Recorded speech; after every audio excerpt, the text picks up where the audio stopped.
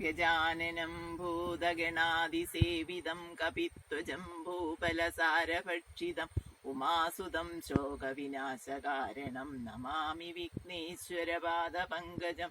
സരസ്വതീ നമസ്തുഭ്യം വരദേ കാമരൂപിണി. വിദ്യാരംഭം കരിഷ്യാമി സിദ്ധിർഭവതു may സദാ. ഗുരുർബ്രഹ്മാ ഗുരുർവിഷ്ണു ഗുരുർദേവോ മഹേശ്വര. ഗുരു സാക്ഷാത് പരബ്രഹ്മ തസ്മൈ ശ്രീ ഗുരവേ നമഃ. സശങ്കചക്രം സകിരീടകുണ്ടലം സപീതവസ്ത്രം സരസീരുഹേക്ഷണം സഹാരവക്ഷസ്ഥലകൗസ്തുഭശ്രിയം നമാമി വിഷ്ണും ശിരസാ ചതുർഭുജം. പ്രിയ ഭക്തജനങ്ങളെ, നിങ്ങൾ എല്ലാവരും ഓണമൊക്കെ കഴിഞ്ഞ് വളരെ സന്തോഷത്തോടെ ഇരിക്കുകയെന്ന് വിചാരിക്കുന്നു. നമ്മൾ കുറച്ച് ദിവസങ്ങളായി വീഡിയോ ഇട്ടിട്ട്.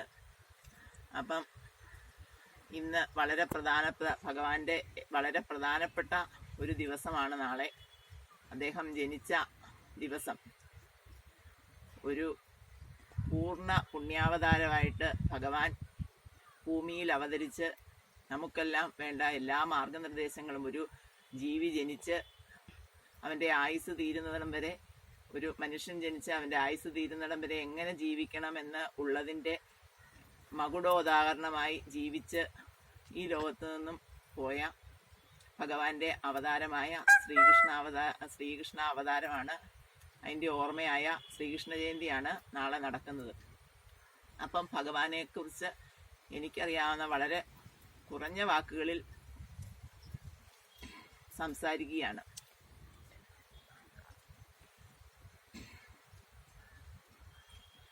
പൂർണ്ണ പുണ്യാവതാരം എന്ന്, 10 അവതാരങ്ങളിൽ പൂർണ്ണ പുണ്യാവതാരം എന്ന് ഭഗവാനെ പറയുന്നത്, ഒരു മനുഷ്യന്റെ ആയുസ് 125 വർഷമാണ്. ആ 125 വർഷവും ജീവിച്ചു മരിച്ചാൽ മാത്രമേ പൂർണ്ണ ആയുസോടുകൂടി ഒരാൾ ജീവിച്ചു എന്ന് പറയാൻ പറ്റൂ. അങ്ങനെ ജീവിച്ച ഒരു മനുഷ്യ അവതാരമാണ് ശ്രീകൃഷ്ണൻ. അതുപോലെ അദ്ദേഹം ജനിച്ച സമയം അർദ്ധരാത്രിയിലാണ് ജനിക്കുന്നത്. അതുപോലെ അഷ്ടമി, എല്ലാവരും അഷ്ടമി തിഥിയിൽ, രോഹിണി നക്ഷത്രത്തിൽ അഷ്ടമി തിഥിയിലാണ് ജനിക്കുന്നത്. എല്ലാവരും എല്ലാ കാര്യങ്ങൾക്കും മാറ്റിവെക്കുന്ന തിഥിയാണ് അഷ്ടമി.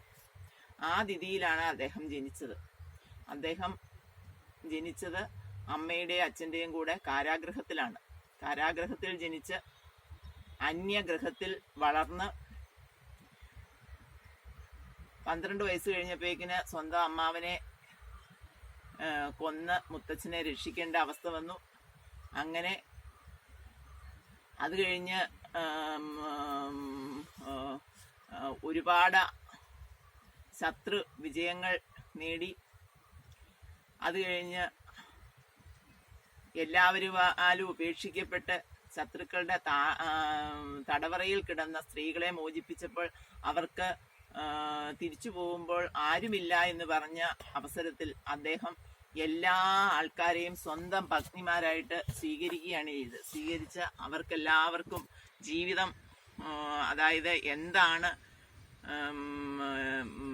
ലൗകിക ജീവിതം, അതായത് ഗൃഹസ്ഥാശ്രമം എന്താണെന്ന് കാണിച്ചു കൊടുക്കുകയാണ് ചെയ്തത്. അത് പരീക്ഷിക്കുന്നതിന് വേണ്ടി ഒരിക്കൽ നാരദ മഹർഷി ദ്വാരകയിൽ എത്തുകയുണ്ടായി. നാരദ മഹർഷി എത്തുമ്പം കൃഷ്ണൻ്റെ ഗൃഹസ്ഥാശ്രമം എങ്ങനെയാണെന്ന് അറിയാം. നാരദ മഹർഷി ഓരോ വീടുകളിൽ ചെല്ലുമ്പോഴും അവിടെ കൃഷ്ണനുണ്ട്.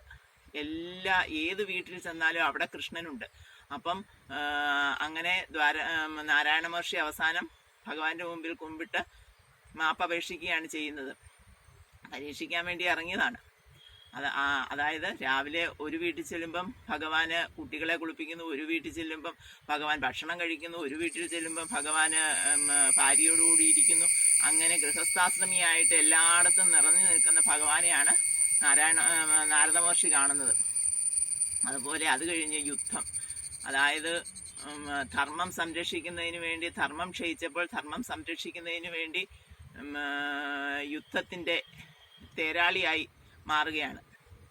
ഒരു വശത്ത് സ്വന്തം കുലത്തിലെ സഹോദരങ്ങൾ തമ്മിൽ അങ്ങോട്ടും ഇങ്ങോട്ടും മത്സരിച്ച് ഒരു തുണ്ട് ഭൂമിക്ക് വേണ്ടി മത്സരിക്കുകയാണ്. ആ മത്സരത്തിൽ ഇരുപക്ഷത്തും സകല ആൾക്കാരും നിലനിൽക്കുമ്പോൾ ധർമ്മത്തെ രക്ഷിക്കുന്നതിന് വേണ്ടി അദ്ദേഹം ആയുധമെടുക്കാതെ ധർമ്മത്തിൻ്റെ കൂടെ നിന്ന് ധർമ്മത്തെ രക്ഷിച്ച് യുദ്ധം ചെയ്ത് രക്ഷിച്ചെടുക്കുകയാണ്. ആ യുദ്ധ സമയത്താണ് ഒരു മനുഷ്യൻ തളർന്നു പോകുന്ന സമയത്ത്, അതായത് എപ്പോഴാണോ മനുഷ്യൻ അവൻ്റെ കർമ്മങ്ങളിൽ നിന്നും വിമുഖനായിത്തീരുന്നത്, നമ്മൾ ചെയ്യേണ്ട കൃത്യമായ കർമ്മങ്ങൾ ചെയ്യാതെ നമ്മൾ അതിൽ നിന്നും വിമുഖത വരുന്നത്, ആ സമയത്ത് എന്താണ് നമ്മൾ ചെയ്യേണ്ടത്, എങ്ങനെയാണ് നമ്മൾ അതിനെ നേരിടേണ്ടത് എന്നതിൻ്റെ മകുട ഉദാഹരണമായിട്ട് മാറുകയാണ് അദ്ദേഹം. അർജുനന് ഉപദേശിക്കുകയാണ്, അതായത് നമുക്കെല്ലാവർക്കും ഉപദേശിച്ചു തരികയാണ് ഗീത എന്ന മഹാകാവ്യത്തിലൂടെ. അതിനുശേഷം അദ്ദേഹം വളരെ കാലം സ്വന്തം പുത്രന്മാരോടും ഭാര്യമാരോടും കൂടി ജീവിക്കുകയാണ്. അവസാനം സ്വന്തം കുടുംബത്തിലെ സ്വന്തം പുത്രന്മാർ തന്നെ പരസ്പരം കലഹിച്ച് ആ കുലം ഇല്ലാതായി. ആ അവസ്ഥയിൽ അദ്ദേഹം 125 വർഷത്തോളം ജീവിച്ചതിന് ശേഷം സ്വർഗാരോഹണം ചെയ്യുകയാണ്. അദ്ദേഹം സ്വർഗാരോഹണം ചെയ്യുന്നതോടുകൂടി അദ്ദേഹം നിർമ്മിച്ച ദ്വാരക എന്ന പുരി തന്നെ സമുദ്രത്തിലേക്ക് താഴ്ന്നു പോവുകയാണ്. ആ സമുദ്രത്തിലേക്ക് താഴ്ന്നു പോകുന്നതിന് മുമ്പ് ഉദ്ധവരെന്ന് പറയുന്ന സ്വന്തം, അതായത് കൃഷ്ണനെ അതേപടി പകർത്തുന്ന ഉദ്ധവര്, കൃഷ്ണൻ ധരിച്ച തലേദിവസം ധരിച്ച വസ്ത്രം പിറ്റേ ദിവസം കൃഷ്ണന്റെ ഭക്ഷിച്ച ഭക്ഷണത്തിന്റെ ബാക്കി ഭക്ഷിക്കും. കൃഷ്ണൻ കിടന്ന സ്ഥലത്ത് അതിൻ്റെ താഴെയായിട്ട് കിടക്കും. അങ്ങനെ കൃഷ്ണനെ അനുഗമിച്ച് ഇത്രയും നാളും അനുഗമിച്ച ഉദ്ധവരെയാണ് കൃഷ്ണൻ ഏൽപ്പിക്കുന്നത്. ഈ അവസാനം ഉദ്ധവർക്ക് ഉപദേശം കൊടുത്ത് എന്താണ് അടുത്തത് ചെയ്യേണ്ടതെന്നുള്ള കാര്യം ഉപദേശിച്ചു വിടുന്നത്.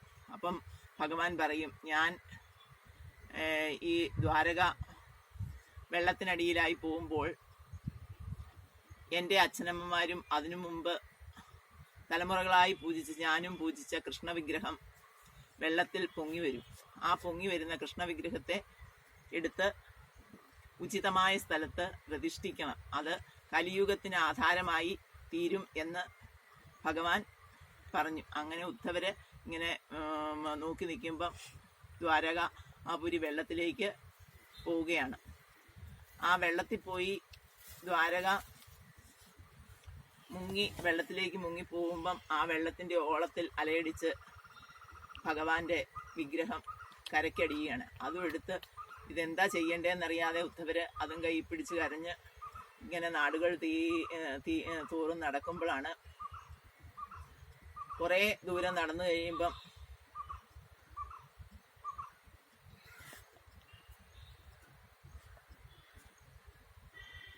ഒരു സ്ഥലത്ത് എത്തുമ്പോഴാണ് അവിടെ ഗുരുവും വായുവും കൂടി പ്രത്യക്ഷപ്പെടും. ഗുരുവും വായുവും കൂടി പ്രത്യക്ഷപ്പെട്ട് അവരുടെ കയ്യിൽ ഈ കൃഷ്ണവിഗ്രഹം ഏൽപ്പിച്ച് അത് നമ്മുടെ കേരളത്തിൻ്റെ ഗുരുവായൂർ എന്ന സ്ഥലത്ത് പ്രതിഷ്ഠിക്കുകയാണ്. അങ്ങനെയാണ് ശ്രീകൃഷ്ണന്റെ പ്രതിഷ്ഠ